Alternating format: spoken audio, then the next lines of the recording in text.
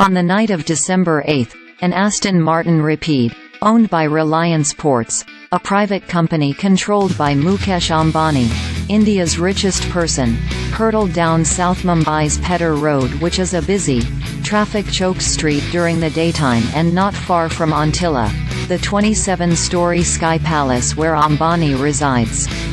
Two security vehicles followed the speeding sports car on its post-midnight spin. In no time at all, the driver lost control, ramming into an Audi saloon which, buoyed by the sudden impact, crossed the road divider. It then hit a Hyundai sedan. According to reports, as the Aston Martin came to a halt due to a dislocated wheel, the driver made a quick getaway by jumping into one of the security cars that were tailing him. More than 3 weeks since that incident, Mumbai's cops are astonishingly none the wiser about the mystery driver's true identity. The woman driver of the Audi initially told the cops that a young man was at the wheel of the Aston Martin. But the next day, Bansilal Joshi, 55, a longtime Ambani employee, presented himself at the police station and owned up to being the driver of the rogue car. He claimed that he'd taken the Aston Martin out for routine maintenance, unearthly hour notwithstanding, and had fled because he'd panicked.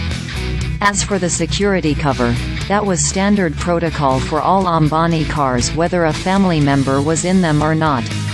While the cops recorded Joshi's statement, they refrained from arresting him as they weren't sure if he was indeed the culprit. So who was the real culprit? While the cops have maintained a stoic silence, so have most of India's leading television channels that take pride in being champions of investigative journalism. Note: Ambani has a financial association with the owners of Network 18, a media group that owns several TV channels and is a licensee of Forbes. But speculation online has been rife that Akash Ambani, Mukesh's older son, was allegedly involved in the smash-up.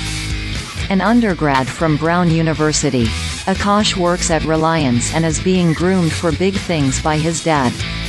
In 2011, he was spotted beside Mukesh in London when a $7.2 billion deal was signed between Reliance and BP.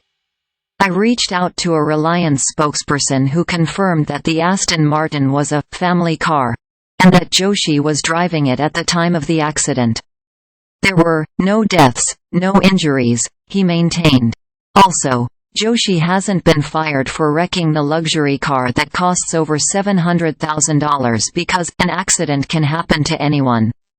Meantime, the Audi owner has modified her initial statement and identified Joshi as the driver of the Aston Martin.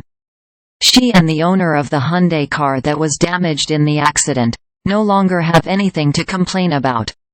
On Christmas Day they took delivery of a brand new Audi A6 and a Škoda Superb sedan respectively.